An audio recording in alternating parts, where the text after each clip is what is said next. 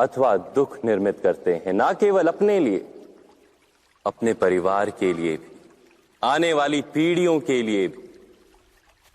जब कोई दुविधा सामने आती है तो मन व्याकुल हो जाता है, अनिश्चय से भर जाता है। निर्णय का वो क्षण युद्ध बन जाता है और मन बन जाता है युद्ध भूमि। अधिकतर निर्णय हम दुविधा का उपाय करने के लिए नहीं, केवल मन को शांत करने के लिए लेते हैं। पर क्या कोई दौड़ते हुए भोजन कर सकता है? नहीं। तो क्या युद्ध से जूझता हुआ मन कोई योग्य निर्णय ले पाएगा? वास्तव में शांत मन से जब कोई निर्णय करता है तो अपने लिए सुखद भविष्य बनाता है, किंतु अपने मन को शांत करने के लिए जब कोई निर्णय करता है तो वो व्यक्ति भविष्य में अपने लिए कांटों भरा वृक्ष लगाता है। स्वयं विचार कीजिएगा।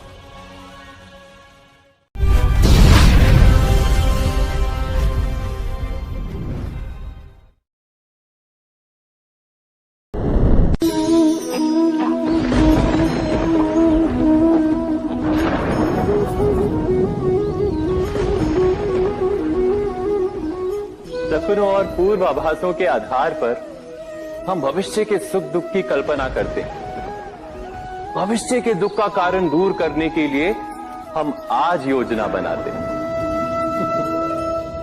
किंतु कल के संकट को आज निर्मूल करने से हमें लाभ मिलता है या हानि पहुंचती है, ये प्रश्न हम कभी नहीं करते। सत्य तो ये है कि संकट और उसका निवारण साथ जन से, व्यक्ति के लिए भी और सृष्टि के लिए भी। नहीं, आप अपने भूतकाल का स्मरण कीजिए, इतिहास को देखिए। आप तुरंत ही ये जान पाएंगे कि जब जब संकट आता है तब तब उसका निवारण करने वाली शक्ति भी जन्म लेती है। यही तो जगत का चलन है। वस्तुतः संकट ही शक्ति के जन्म का कारण है। प्रत्येक व्यक्ति जब संकट से निकलता है तो एक पद आगे बढ़ा होता है, अधिक चमकता है, आत्मविश्वास से अधिक भरा होता है, न केवल अपने लिए अपितु विश्व के लिए भी। क्या ये सत्य नहीं? वास्तव में संकट का जन्म है एक अवसर का जन्म, अपने आप को बदलने का, अपने विचारों को ऊंचाई पर करने का अवसर, अपनी आत्मा को बलवान और ज्ञान मंडित बनाने का अवसर। जो ये कर पाता है उसे कोई संकट नहीं होता, किंतु जो ये नहीं कर पाता वो तो स्वयं एक संकट है विश्व के लिए। विचार कीजिए।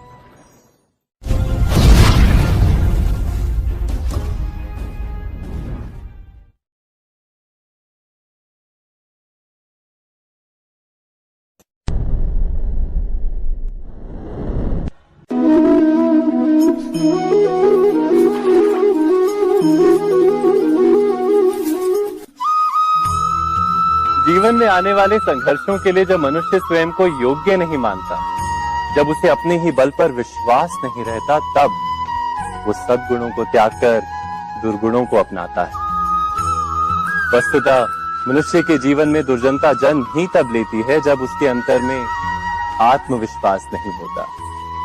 आत्मविश्वास ही अच्छाई को धारण करता है। ये आत्मविश्वास है क्या?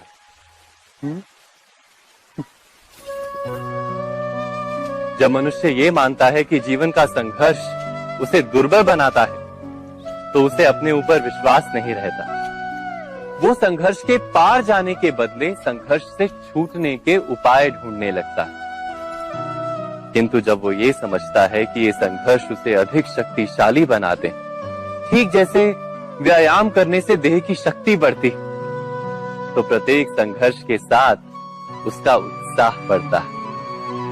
अर्थात आत्मविश्वास और कुछ भी नहीं, मन की स्थिति। जीवन को देखने का दृष्टिकोण मात्र है, और जीवन का दृष्टिकोण तो मनुष्य के अपने वश में होता है। स्वयं विचार कीजिए।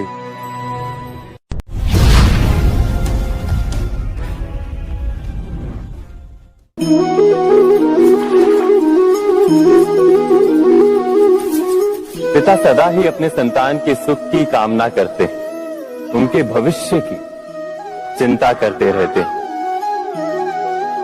इसी कारणवश सदा ही अपने संतानों के भविष्य का मार्ग स्वयं निश्चित करने का प्रयत्न करते रहते। जिस मार्ग पर पिता स्वयं चला है, जिस मार्ग के कंकर पत्थर को स्वयं देखा है, मार्ग की छाया, मार्ग की धूप को स्वयं जाना है, उसी मार्ग पर उसका पुत्र भी चले, यही इच्छा रहती है हर पिता की। निस्संदेह उत्तम भावना है ये, किंतु 3 प्रश्नों के ऊपर विचार करना हम भूल ही जाते हैं। कौन से प्रश्न? प्रथम प्रश्न, क्या समय के साथ प्रत्येक मार्ग बदल नहीं जाते? क्या समय सदा ही नई चुनौतियों को लेकर नहीं आता? तो फिर बीते हुए समय के अनुभव नई पीढ़ी को किस प्रकार लाभ दे सकते हैं? दूसरा प्रश्न, क्या प्रत्येक संतान अपने माता पिता की छवि होता है? हाँ, संतानों को संस्कार तो अवश्य माता पिता देते हैं, किंतु भीतर की क्षमता तो ईश्वर देते हैं। तो जिस मार्ग पर पिता को सफलता मिली है, विश्वास है कि उसी मार्ग पर उसकी संतानों को भी सफलता और सुख प्राप्त होगा। तीसरा प्रश्न, क्या जीवन के संघर्ष और चुनौतियां लाभकारी नहीं होती? क्या प्रत्येक नया प्रश्न एक नए उत्तर का द्वार नहीं खोलता? तो फिर संतानों को नए नए प्रश्नों, संघर्षों और चुनौतियों से दूर रखना, ये उनके लिए लाभ करना कहलाएगा या हानि पहुंचाना? अर्थात जिस प्रकार संतान के भविष्य का निर्माण करने के बदले उसके चरित्र का निर्माण करना श्रेष्ठ है, वैसे संतानों के जीवन का मार्ग निश्चित करने के बदले उन्हें नए संघर्षों के साथ जूझने के लिए मनोबल व ज्ञान देना अधिक लाभदायक नहीं होगा? स्वयं विचार कीजिए।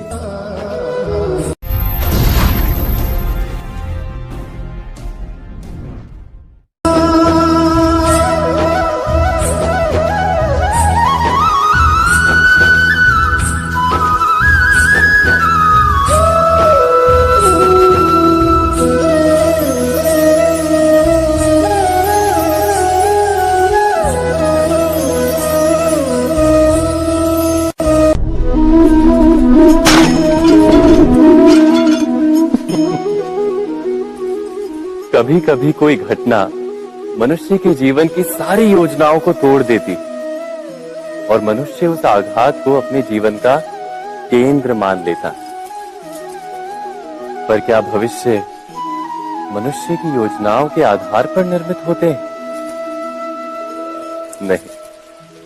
जिस प्रकार किसी ऊंचे पर्वत पर सर्वप्रथम चढ़ने वाला उस पर्वत की तलाई में बैठकर जो योजना बनाता है, क्या वही योजना उसे उस पर्वत की चोटी तक पहुंचाती? नहीं। वास्तव में वो जैसे जैसे ऊपर चढ़ता है, वैसे वैसे उसे नई नई चुनौतियां, नई नई विडंबनाएं, नए नए अवरोध मिलते हैं। प्रत्येक पद पर वो अपने अगले पद का निर्णय करता है। प्रत्येक पद पर उसे अपनी योजनाओं को बदलना पड़ता है। कहीं पुरानी योजना उसे खाई में ना ढकेल दे। वो पर्वत को अपने योग्य नहीं बना पाता, केवल स्वयं को पर्वत के योग्य बना सकता है। क्या जीवन के साथ भी ऐसा ही नहीं? जब मनुष्य जीवन में किसी एक चुनौती को, एक अवरोध को अपने जीवन का केंद्र मान लेता है, अपने जीवन की गति को ही रोक देता है, तो वो अपने जीवन में सफल नहीं बन पाता और ना ही सुख और शांति प्राप्त कर पाता। अर्थात जीवन को अपने योग्य बनाने के बदले स्वयं अपने को जीवन के योग्य बनाना ही सफलता और सुख का एकमात्र मार्ग नहीं। स्वयं विचार कीजिए।